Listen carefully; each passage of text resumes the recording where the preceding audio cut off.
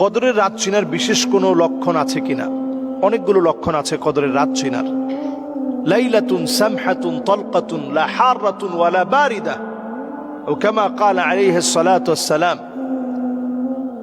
অনেকগুলো সিম্পটম নবী করিম সাল্লাল্লাহু আলাইহি সাল্লাম আমাদেরকে শিখিয়ে গেছেন। ওটা খুব বেশি গরম একটা রাত হবে না, চরম বিপাকে পড়ার মতো গরম, মানুষ একেবারে অতিষ্ঠ হয়ে গেছে, এরকম গরম কোন রাত লাইলাতুল কদরের রাত হবে না। একটা ফর্সা রাত হবে, আলোকময় রাত হবে। লা হারাতুন ওয়ালা বারিদা, একেবারে খুব গরমও না খুব ঠান্ডাও না, একবারে শীতে আপনি হাড় কাঁপানো শীত পড়ে গেছে এরকম না।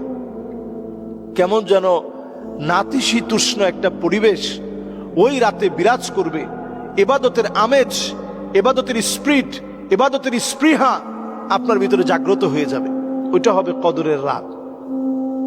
তো কদরের রাত চিনার এই উপায়গুলো হাদিস থেকে পাওয়া যায়। নবীজি সাল্লাল্লাহু আলাইহি সাল্লাম শেষ বেজর রাতগুলোতে কদরের রাত তালাশ করতেন এবং সাদ্দা মি'যারা, কোমরটাকে নবী আলাইহিস সালাতু ওয়াস সালাম বেঁধে ফেলতেন। অন্য কোন সময় নবীজি আম্মাজানদেরকে উঠায় দিতেন না যে তোমরা উঠো তাহাজ্জুদ পড়ো।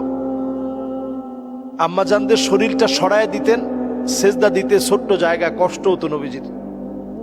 এরপর আম্মাজানরা জেগে যেতেন, নবীজির কান্নার কারণে জেগে উঠতেন। আজিজুন কাজিজিল মিরজাল, আম্মাজানরা জাগ্রত হয়ে নামাজ পড়া শুরু করতেন। নবীজির কান্নায় ওনারাও কাঁদতেন। কিন্তু এই সময়টা আসলে নবীজি নিজে জাগতেন ও আইকাযা আহলা, পরিবারের লোকদেরকে জাগায় দিতেন। সাদ্দা মি'যারা, কোমরটাকে নবীজি বেঁধে ফেলতেন। যে নবীজি সাল্লাল্লাহু আলাইহি সাল্লাম দেখতে এত সুন্দর ছিলেন, যার গুনাহের কোনো অধ্যায় নাই। আজমালু মিনকা লাম তারা কাত্তু আইনি, আহসানু মিনকা লাম তালিদিন নিসাউ, খুলিকতা মুবাররাআন মিন কুল্লি আইবিন কাআন্নাকা কাদ খুলিকতা কামা তাশাউ।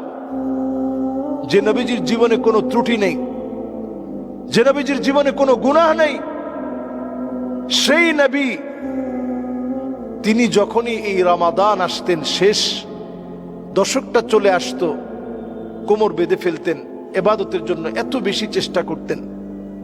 সাহাবায়ে কেরাম রিদওয়ানুল্লাহি আলাইহিম আজমাইন চেষ্টা করতেন। শেষ দশকে নবীজি ইতিকাফ করতেন।